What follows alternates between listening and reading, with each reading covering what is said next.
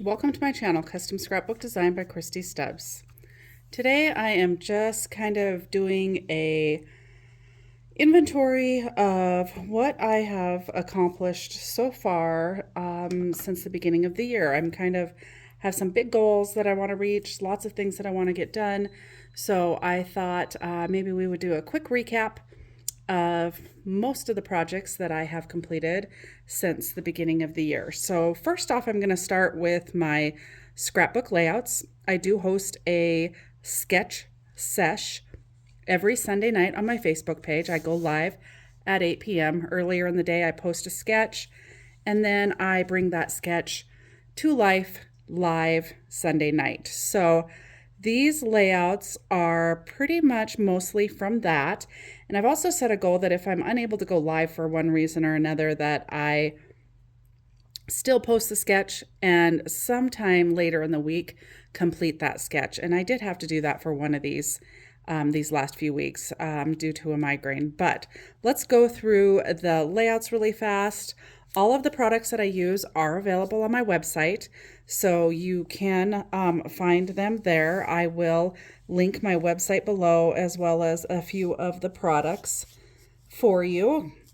So the first sketch that I completed at the beginning of the year was a Christmas layout, and as I'm looking at it, I see I still need to do just a little bit of journaling on this page. That's something else I'm trying to do right away, is get my journaling done. Obviously not off to the best of starts, but we will get that done and caught up eventually. So this was a 2-page layout. Some of these sketches that I did were actually single page layouts, and I turned them into double page layouts. So I can't remember which ones those were. If it comes to me while I'm looking at it, I will mention it, but you can always go back to my Facebook page and take a quick peek at that. The next page that I did was a single page layout. This one I believe I stuck pretty well to the sketch. I changed my sketches up quite a bit actually, just because they're kind of just a starting point for me. So I just thought that this was a fun layout. I love my granddaughter with her cute little hat on inside, so I decided we needed to just make a quick layout of that. You Melt My Heart, I used the fun tag right there. The next layout is also using that snow paper. I think why I did that was because I wanted to make sure I had a 2-page spread, because I'm always thinking about how my pages are going to lay out in the book. So I believe that's actually why I picked that one, and then I used this same collection on the page that's going to be right next to it. So this was a really fun layout. I really liked her purple snowsuit, and I did kind of pull that in with both the matting and some ribbon. And this was her first kind of taste of snow. So of course we had to document that. And I did get my journaling done. Journaling is very, very important. You want to be sure to do that. I start to forget things rather quickly, actually, so it really helps you to remember the story being told. On the background, these snowflakes, I did add some sparkle. I'm not sure that's coming through, but I did use some stickles on all of the snowflakes. Oh, you might be able to see it there a little bit better. I did add stickles to those and add some sparkle throughout this layout. So those will be the next 2 pages in the book. And then, of course, I started working on Halloween projects in my studio. These aren't necessarily Halloween Valentine's Day pictures, but she kind of has captured my heart. So I thought that these were kind of fun layouts to use as well. I believe this one might have been a single page layout, and I need to do the writing on this one still too. Oh darn, I am not keeping up as well as I would like to on that, but I will get that caught up. So that is a 2-page layout, a Valentine's Day one, and this is using the collection Heart Eyes by Simple Stories. Most of the collections I use are Simple Stories. I do carry Echo Park as well, and I will have some layouts of that. So not only do I have my granddaughter to scrapbook, but I also have my grandson, and so I wanted to squeeze in a 2-page spread of his. So I worked on some of his hockey pictures, and actually they go like this, left to right. So We've got his hockey pictures here, the Fun Hockey Collection by Simple Stories. It's a simple set collection, and I thought that turned out fun. Now, I did get my journaling done on that one. All right, well, I'm about 50% on getting the journaling done. So the next layout that I have is another using the Valentine's Day collection again. And then I really liked this one. I used a sketch that used the Punch by Creative Memories. And you'll see I did another one using that same punch. I kind of carried that theme throughout. So I did my journaling kind of under each photo. I did mat the photos in gold. And then if you look real close, we added some gold spatter to the layout. And of course, I ended up deciding to do that after I had everything down. So I just put mats over my photos and then added the sprinkle afterwards. So this is the left-hand page, and then this is a right-hand page. And this was a single page layout that I turned into a 2-page spread by just kind of mirroring the layout. And I really like the way that that ended up turning out for a 2-page spread. And then finally, we've got the squares again. Kind of went with that same punch, kind of the same idea, totally different look with it. We've got this starburst punch that I used as well, and that's a Creative Memories punch too. I'm also a Creative Memories consultant in addition to having my website with the scrapbook supplies. So I've got a single page spread here, so I'm going to need to do another single page spread to keep my album going. But that is what I've got done for layouts with photos. I also worked on doing the Simple Stories classic Winnie the Pooh layout kit that they provide. It comes with instructions. Everything that you see here is all in that kit. Besides the ribbon, I added that. However, if anybody orders this kit from me, I will be sending them some of the foam tape and some ribbon to complete these layouts. So if we're going to continue with our left to right version, we better bring this one up here first. So there's the left-hand side, followed by the right-hand side. These kits are super easy. Instructions are really easy to follow. I love that you have everything there. I did add some extras and used up pretty much all of the embellishments that were included with the kit. So I will link this below as well. This is super fun. You could do any set of pictures with this particular layout. I am going to be on the hunt for some pictures to add to it. And then once I do that, I will share those with you as well. All right, and then you do see up here in the top of the frame, I did do a bunch of custom seam binding dyeing. So that was another project that I did complete this in the last 6 weeks. Also completed some cards. I know I did a project share with this card at one point in time, so I'm just going to walk through these really fast. I also did the Simple Stories class and offered the class online. And I think I've given away a couple of these, so I might be missing a few of them. But we had a lot of fun doing this class. I do my classes via Zoom. You do get everything but the adhesive to complete the class. And so they're a lot of fun, and you get to do this with some other crafty folks, and we all just get together and I kind of walk you through putting together all of the cards. So that was a lot of fun. This was a bonus card that I had included in my card kit, and that just reminded me that I had another bonus project in this kit as well. I had come up with a one-page wonder album that I might share at the end. I'll maybe put this on pause and see if I can find it and share it at the end. If for some reason I forget to, the walkthrough is down below, as well as the instructions for putting one together if you would like to do one on your own at some point in time. It basically used up a lot of the scraps that we had left from the card kit. I wanted a project to be able to help utilize some of that stuff. So one of the other things that I have worked on in the last 6 weeks is putting together just some little ephemera, like little bundles, some little clusters.